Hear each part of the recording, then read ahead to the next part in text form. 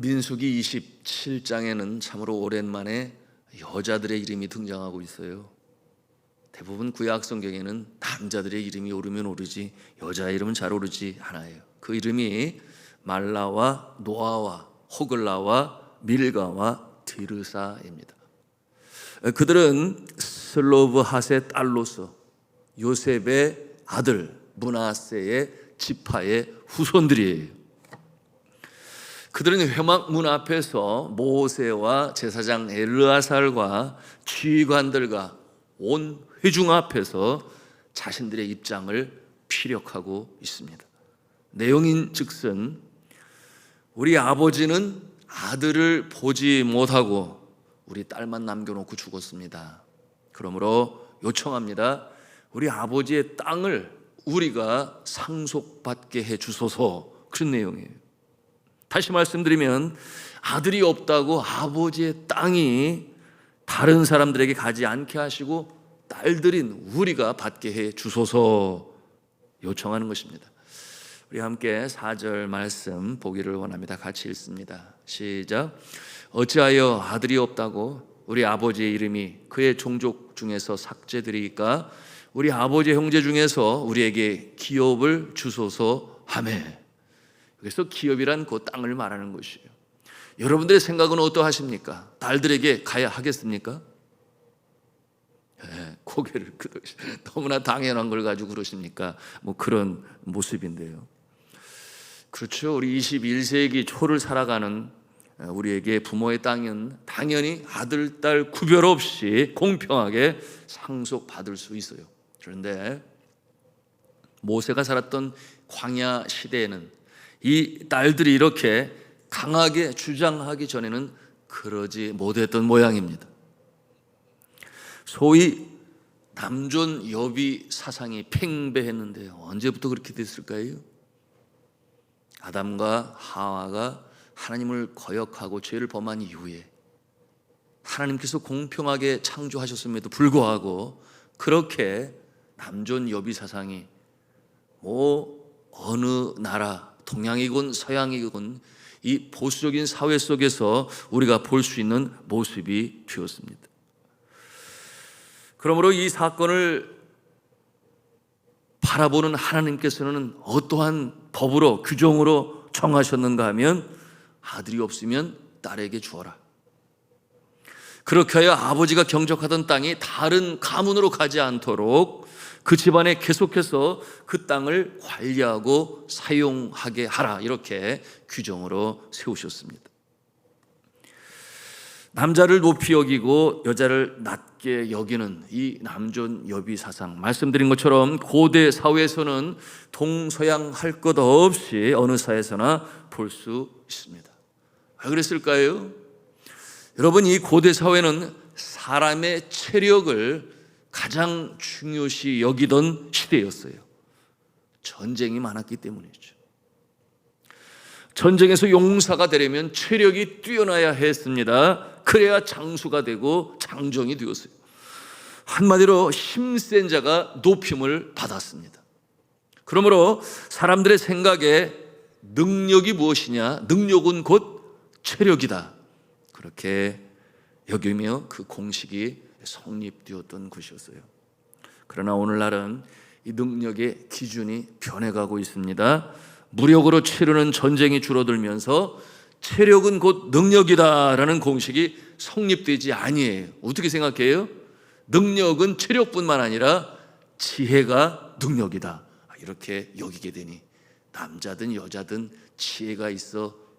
그러므로 일들을 잘 처리하면 그것이 곧 능력이다. 이렇게 평가받는 시대가 되었습니다. 그러므로 나타나는 현상이 여권 신장 아니겠습니까? 여전히 보수적인 이슬람교나 또는 이 힌두교의 사회에서는 이러한 변화가 거의 보이지 않습니다만, 그러나 보편적으로 이 여권 신장이 많이 상승했습니다. 이 여권 신장의 속도가 가장 빠른 나라가 어느 나라일까요? 네, 대한민국이에요. 얼마나 대한민국에서는 이 남존 여비 사상이 강했는지 한꺼번에 터져 나온 것처럼 그렇게 가장 빨리 여권 신장의 속도를 보이는 나라가 대한민국이라는 것을 제가 그 보도를 통해서 듣게 되었어요. 여러분, 이런 말씀 들어봤나요? 이런 말이 있어요.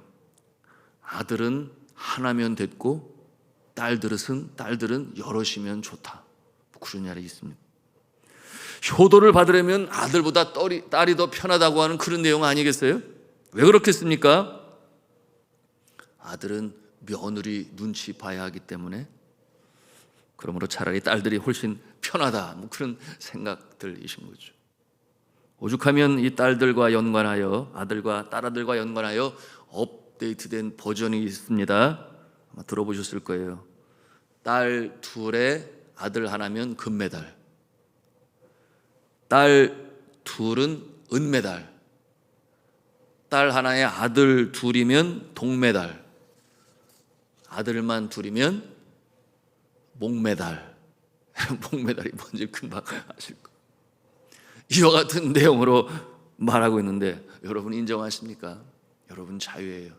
그러나 가장 중요한 것은 뭐니 해도 됨됨이가 되겠지.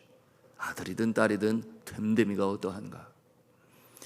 구약시대, 특별히 광야시대, 하나님께서는 이스라엘 백성들의 이 고정관념을 깨뜨리셨습니다. 그것이 원래 하나님의 뜻이지요. 세상 사람들은 여겼습니다. 딸들이 어떻게 땅을 상속으로 받을 수가 있느냐, 아들이 없으면 그 땅은 큰아버지 또는 작은 아버지의 아들들에게 가야지, 남자 사촌이 없으면 할아버지의 형제들의 후손들 중에서 남자 손주에게 가야지, 이런 생각을 가지고 있었어요. 그런데 오늘 이 용감한 네 여인 슬로브핫의 딸들이 가만히 있지 아니에요. 이 얼마나 역사적으로 중요한 인물이면 여자임에도 불구하고 그 이름들이 성경에 기록해 두었을까요? 그 딸들의 이름이 말라와 노아와 호글라와 밀가와 디르사라고 했습니다. 아마도 이 이름들은 여권 신장 운동을 하시는 분들에게 있어서 롤 모델과 같은 여인들이 아닐까 생각해 봅니다.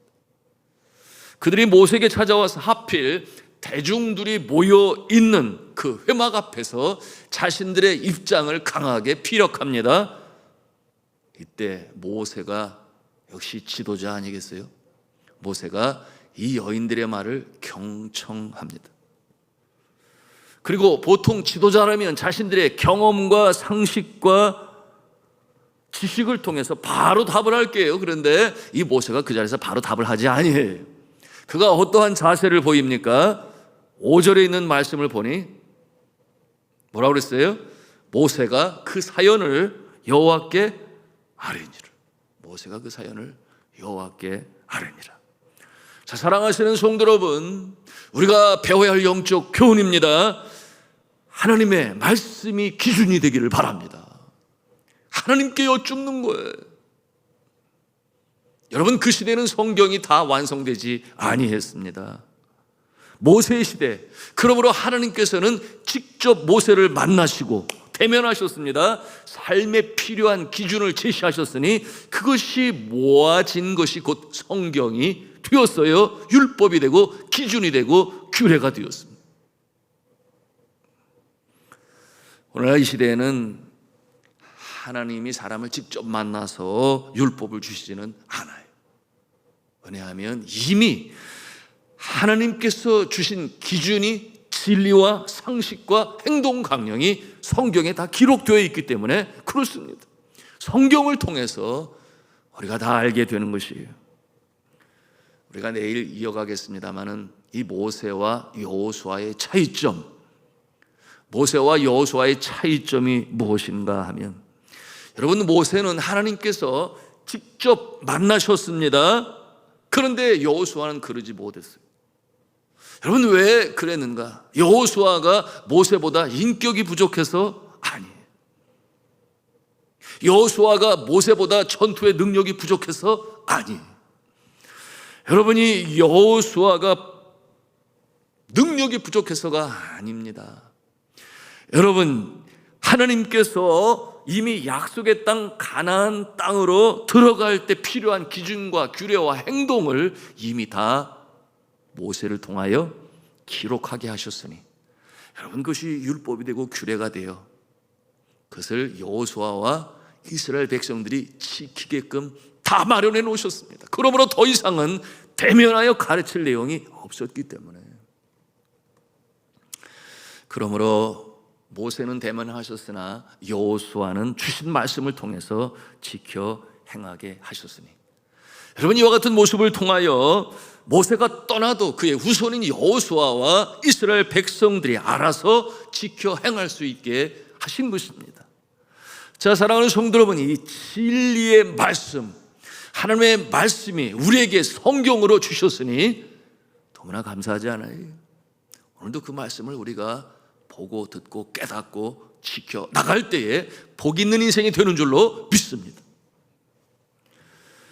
우리가 성경을 통해서 세상을 볼 수 있어야 합니다. 성경을 통해서 세상의 일들을 해석해야 합니다. 성경을 통해서 인생 여정을 미리 알고 배우고 깨달아야 합니다. 내가 어디에서 와서 어디로 가는지, 그런가 하면 이 세상 여정 끝내고 나면 그 다음에 무엇이 있는 것인지, 여러분, 성경을 통해서 우리가 너무나 확실히 잘 알 수 있어요. 그러므로 진리의 말씀이요, 천국 가는 길에 나침판이 되는 것 아니겠습니까? 이러한 자세를 가리켜 성경적 가치관, 성경적 인생관, 성경적 세계관이라고 표현을 해요. 성경을 통해서 세상을 바라봅니다. 성경을 통해서 세상을 해석합니다. 그러므로 이 혼란스러운 세상 속에서도, 불확실한 세상 속에서도 확실한 답을 가지고 살아가게 하시니, 그것이 바로 하나님께서 성경을 우리에게 주신 유익함이 되는 것이요. 슬로브앗의 딸들의 간청을 받은 모세가 이 문제를 가지고 여호와 하나님께 나아가서 여쭈었습니다. 그때 하나님께서 말씀하십니다. 우리 7절 말씀인데요, 같이 함께 읽겠습니다. 시작. 슬로브앗 딸들의 말이 옳으니 너는 반드시 그들의 아버지의 형제 중에서 그들에게 기업을 주어 받게 하되 그들의 아버지의 기업을 그들에게 돌릴지니라. 그들의 아버지의 기업을 그들에게 돌릴지니라. 그 아버지의 딸들에게 그 땅을 주어라, 그렇게 말씀하시는 것입니다. 그리고 8절에 다시 한번 주지시키시죠. 뭐라고 그랬어요? 이스라엘 백성들에게 선포하라. 사람이 죽고 아들이 없으면 그의 기업을 그의 딸들에게 주어라, 그런 내용이죠. 9절에 이어지는 하나님의 말씀을 보면, 만일에 딸마저 없고 자녀가 하나도 없으면 아버지의 형제들 즉 큰아버지나 작은아버지에게 주어라, 그렇게 말씀하셨어요. 그리고 10절에 이어지는 말씀은, 만일 아버지의 형제도 없으면 아버지의 아버지, 누구겠습니까? 할아버지의 형제들에게 주어라. 그리고 11절에 말씀합니다. 만일에 할아버지의 형제도 없으면 그 기업을 가장 가까운 친족들에게 주어라. 여러분, 무엇을 보여주는 것입니까? 하나님께서 이스라엘 백성들이 가나안 땅에 들어갈 때에 지파별로 땅을 나눠 주셨어요. 그러므로 그것이 그들에게 분복이 되었습니다. 분복이 뭐예요? 몫으로 주어졌어요. 다른 지파에게 주지 말라 하는 내용이 오늘 이 말씀 속에 담겨져 있는 것입니다. 돈을 받고 팔지 말라고 하는 것이에요. 나중에 자신의 지파의 후손들에게 큰 문제가 발생할 수 있다. 어떻게? 내가 경작할 땅이 없어졌으니 그의 후손들이 어떻게 될 것입니까? 그러므로 주지 말고 팔지 말고 그 가문의 이름으로 계속 유지할 수 있도록 하나님께서 그렇게 법을 제정한 것입니다. 여러분, 이 말씀이 오늘을 살아가는 우리에게 어떠한 적용점이 있겠습니까? 이웃 나라의 땅을 내 나라의 부강을 위해서 무력으로 또는 권모술수로라도 빼앗지 말라는 것입니다. 오늘날 러시아가 우크라이나 땅을 자신의 땅으로 만들려고 합니다. 그러니 세계에 공분을 사고 있어요. 잘못된 것이죠. 그런가 하면은 글로벌라이제이션, 여러분 들어보셨을 거예요. 세계화, 지구촌화, 글로벌라이제이션. 이것이 나라들 간의 국제 무역 무역법으로 정하고 있으니 그것이 선진국에게 유리한 글로벌라이제이션이 되었어요. 그러므로 이 무역 공정은 불공정이 되어서 가난한 나라는 계속해서 더 가난해지게 되고 부유한 나라는 더 부유해지게 되고, 여러분 이것이 하늘 아버지가 이 땅을 바라볼 때 좋게 보실까요? 그렇지 아니에요.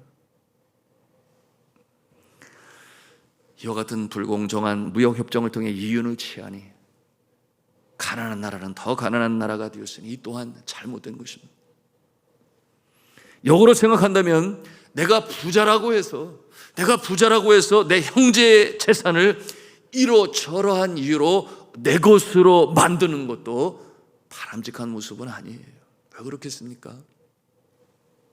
그 유산을 물려주고 세상을 떠난 부모의 마음을 헤아려 볼 때 금방 이해될 거예요.